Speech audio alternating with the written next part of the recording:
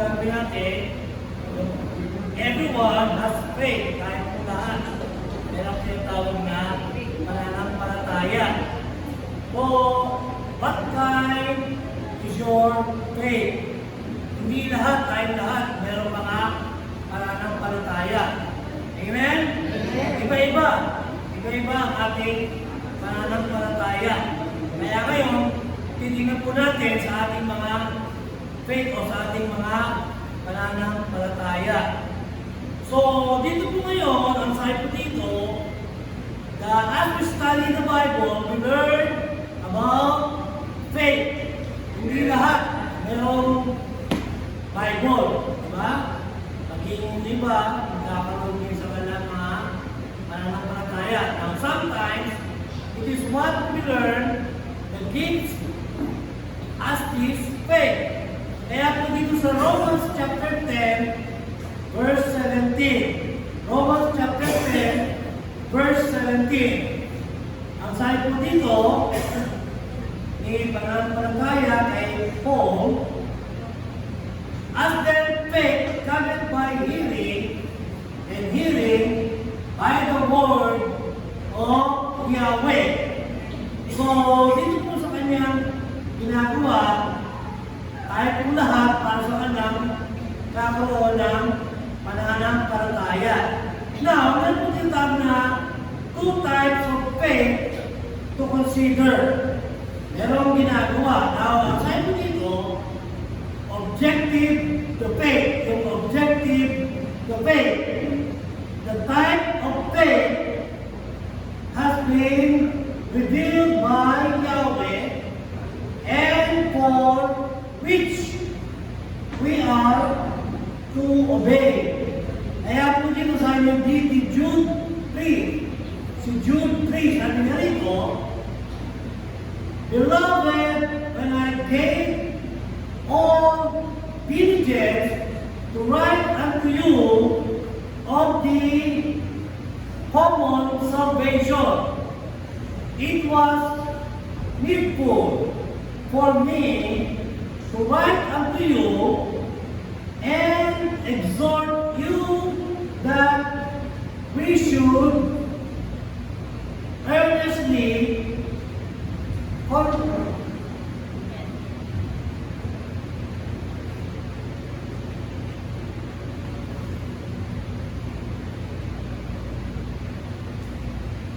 contend for the faith which was once delivered unto the saints.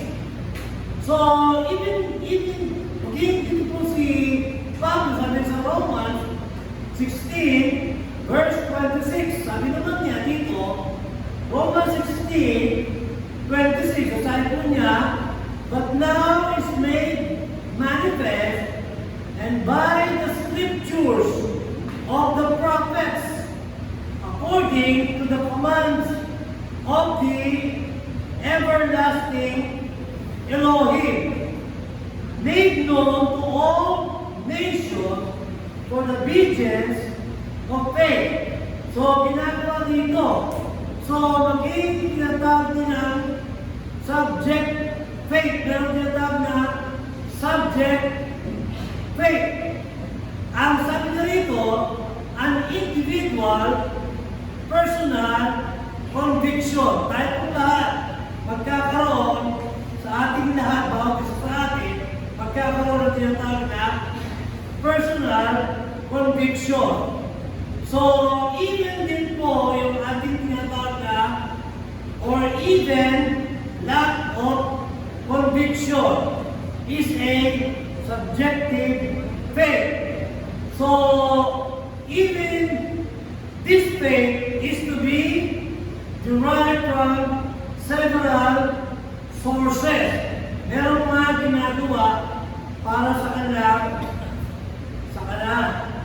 Even po, maging ito tinatawag na learning the Bible. So, sa ating lahat, magkakaroon tayong ginagawa para sa ating mga learning the Bible.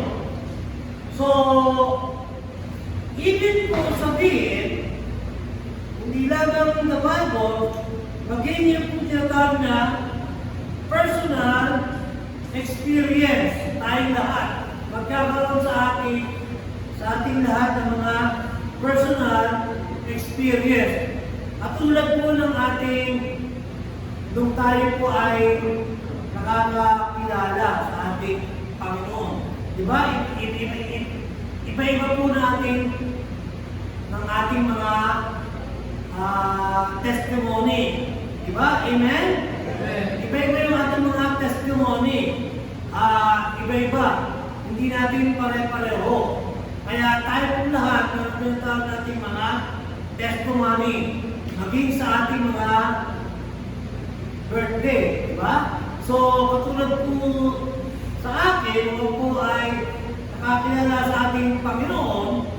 Nangyari po ako nung napunta ko noong 1982. So, kaya tayo po lahat magkakaroon ginagawa ng mga personal experience.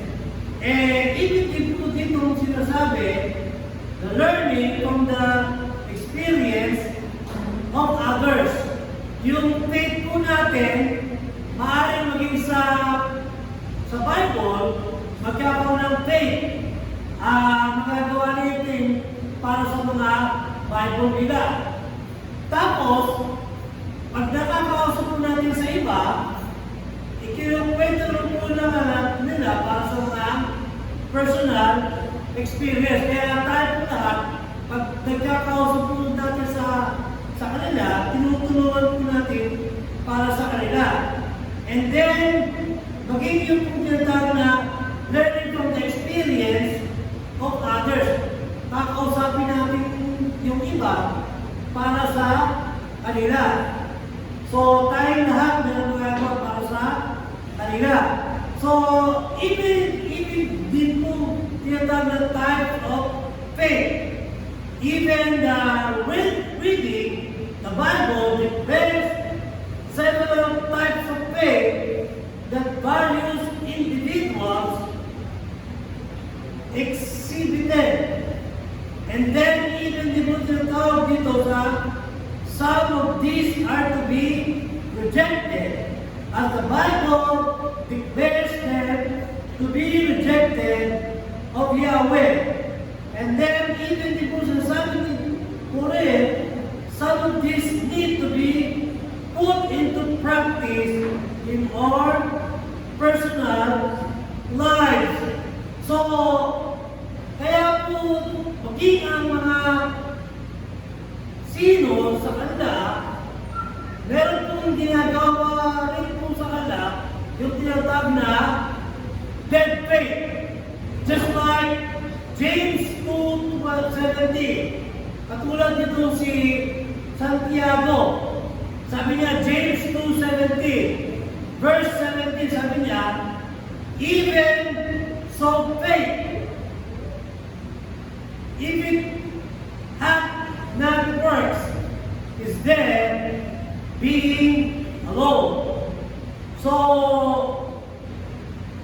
sa kanila, gagawin po sa kanila yung tinatawag na dead faith. So, the context revealed that one works offer proof of the faith, and our faith causes us to respond with good works for Yahweh. And even in verse 26, in James 2:26, dito naman sabi niya, for as the body without the spirit is dead, so faith without works is dead alone. So, nangyayari po sa kanila, kahit po sa kanilang sa kanilang dito si James, pagkakaroon po, again sa kanilang tinatawag na without works is dead also. So, hindi lamang po yung tinatawag na dead faith, po yung tinatawag na weak faith. Bakit hindi po lahat sa atin nagkakaroon ng pananampalataya sa kanila? Halimbawa po, nung ako po pumunta po sa aking pananampalataya, nung ako po ay college, nung ako po ay nagtrabaho. Diba? Nung time na yun, nung pumunta ko sa Las Piñas Baptist Church, nung time na yun, nung po ay pumunta sa ating Panginoon, pareho po kami ni Pastor Jess nung pumunta po kami sa ating Panginoon.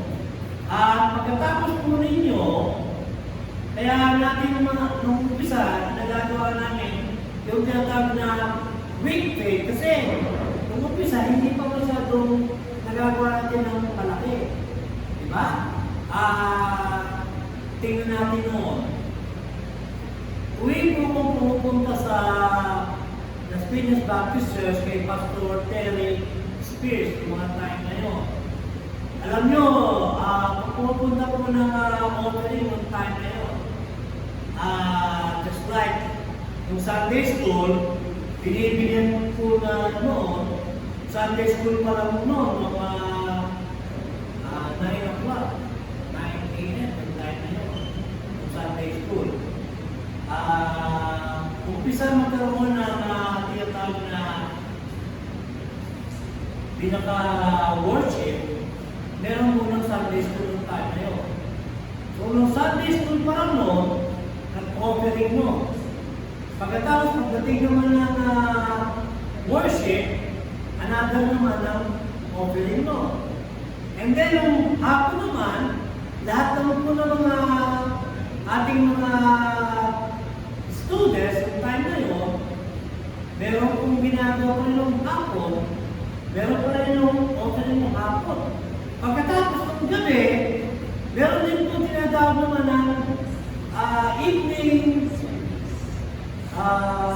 worship ng gabi. Apat na offering. Pagkatapos, iba pa rin po yung tinatawag na Wednesday prayer meeting. 5. Just imagine, sa Las Piñas Baptist Church noon, 5 yung ginagawa offering every week. Samantalang na nandito na tayo, isang beses na lamang. Diba? One time na lamang. Diba, makatulog kayo. One time kayo. Sa Wednesday, sa beses na, one time. Pero nakita po ninyo, yung ating pong week pay, nung umpisa, nag-uumpisa, at yun, lumalaki. Diba? Amen? Kaya nga po, nung student pa lang po ng college, kasi nagawa pa lang yung mga ginagawa. Kaya noon, palibigay doon, hindi po nakapagbigay ng malaki. Kasi nagiging faith. Kaya ngayon, kapag lumalaki po yung ating faith, siyempre, lumalaki rin yung ating mga pananampalataya. Diba? Amen? Kaya, halimbawa, yung mga bata, siyempre, magiging yung faith nila, medyo weak pa rin. Diba? Diba? Pumunta lang ng mga panapunan. Kung Calvary. Diba? Kasi, ano po yung faith eh. Pero ngayon, magkakaroon po yung tinatawag na little faith. Yung mga bata, magkakaroon din ng mga little faith. Kaya sabi naman po na dito, this is where we know that we are supposed to trust to Yahweh. But our reality suggests that such will not happen. Just like in Luke 12:28.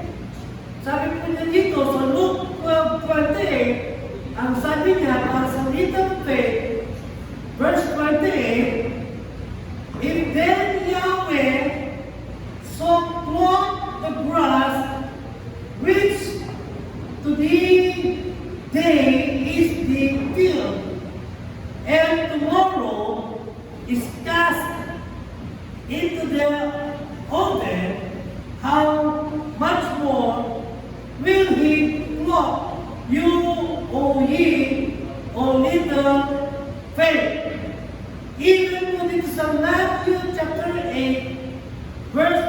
26.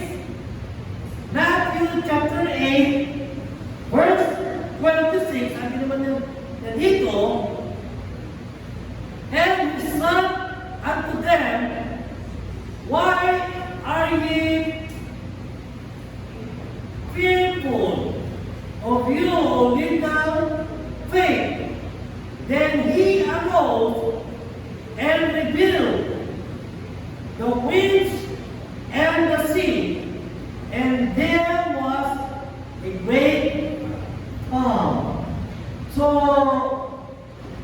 tingnan nyo, nung nagkakaroon ng mga ang ating Panginoong Yeshua, nung nandun po sa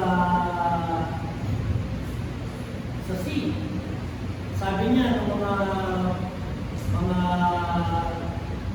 apostles, iba ng time na yun, sabi niya, masyadong lulungkot.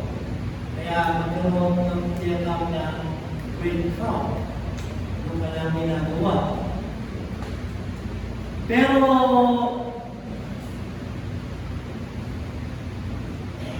nung sabi ko ng Jeff, meron daw yung faith na patay, meron dead faith.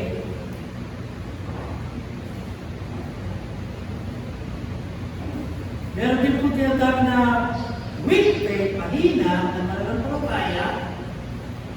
And then, meron din po tinatawag na mga little faith sa mga bata. And then, yung iba naman tayo na, kaya na magagawa natin yung tinatawag na strong faith. Pagka lumalaki na po ang ating mga pananampalataya. Amen? Nung umpisa, ang ating ginagawa, nung una, yun daw ang ating pananampalataya, pwede maging patay. Yung ating faith, walang nangyayari. May pananampalataya, pero patay. Walang magagawa. So, kaya na, pagkatapos sumunod, sabi niya, yung magkakaroon naman ng pananampalataya, pero medyo weak, mahina. Kaya, pagkatapos naman po, yung mga bata naman, magkakaroon naman ng pananampalataya, pero medyo little faith pa rin. Kaya naintindihan nyo. Di ba kaya yung mga bata, kung pupunta rito ng offering, di ba yung mga bata pupunta rito? Amen? Di ba kaya pagka may offering, pinapupunta natin yung mga bata para nung umpisa pa lang, nagbibigay na kaagad sila, yung mga bata, tinuturo natin para makapagbigay ng kaagad hanggang sa lumalaki. Amen? Natatandaan nyo noon, dati wala pa tayo noon eh. Natatandaan natin eh. Amen? Dati wala tayo nagagawa eh. Salamat! Ngayon, meron na tayo. Diba? Amen? Kaya dapat patuloy natin magagawa kasi pagkatapos natin, hindi magkakapatuloy. Hindi natin kailan. Hanggang kailan. Let's say, tingnan nyo. Pero ibig po sabihin mga minamahal, tayo lahat, hindi nagpapatuloy. Maaring dumating yung time natin, hindi natin alam kailan, magpapatuloy or even, time na mamamatay. Diba? Pero pagkatapos nyo po, tuloy-tuloy. Just like halimbawa, wala na ako.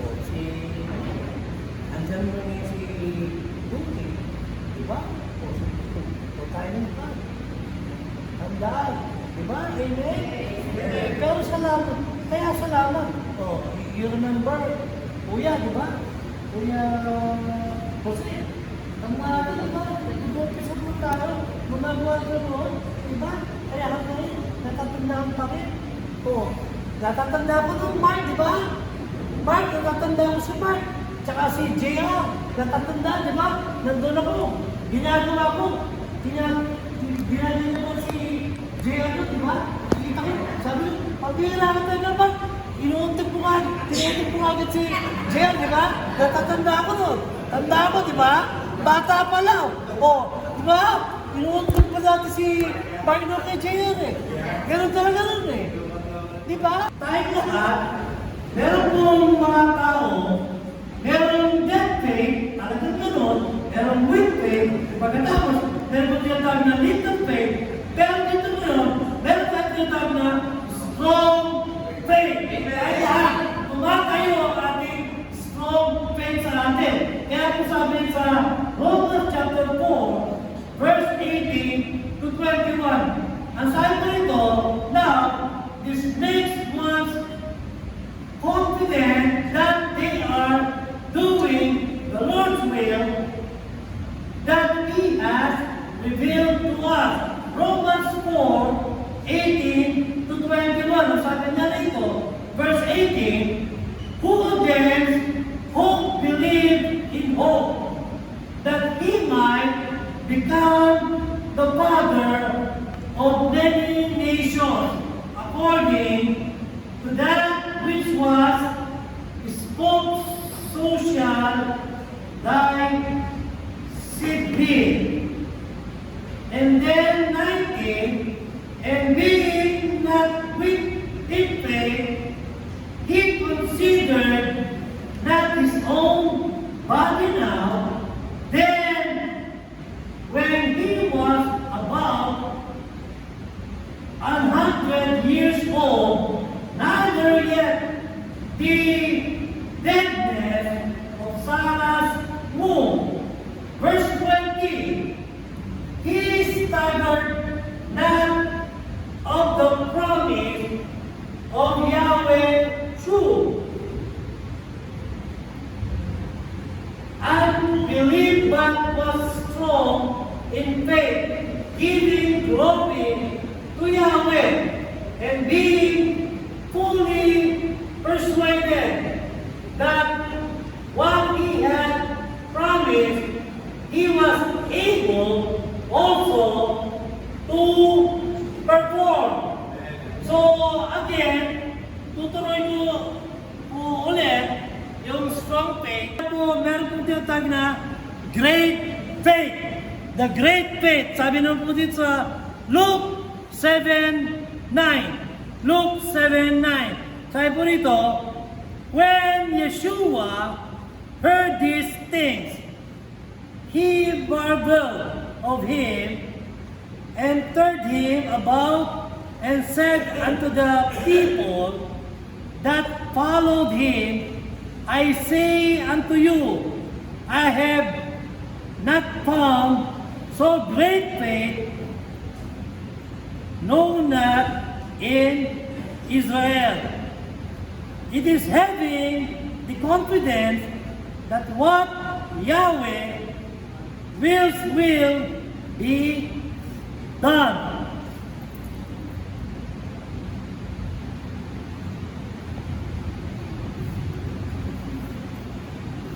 I remember too, yung naisip ko noon, Sunday dito, si tatay, yung tatay Encho dati. Natatandaan nyo si Tatay Encho, natatandaan, kahit nung hapon nandito noon, dito. Kasi dati noon, meron din tayo ng hapon. Ngayon, ginawa na natin ng umaga. Di ba? Pero tingnan nyo, natatandaan ko noon, pag pupunta ko dyan sa Bukana, di ba meron kang mga yung store mo. Natatandaan ko, pag pupunta kami sa Bukana, pupunta kami ng Manila. Dumadaan muna kami sa Bukana. Pero nung time na yun, pagka pumunta ako sila, tama-tama na. Pag nakita ko dati ni Tatay Enchong kahit pa paano, kukuha bigla ng yun. Kung apple man o sangkis, magbibigay ka agad.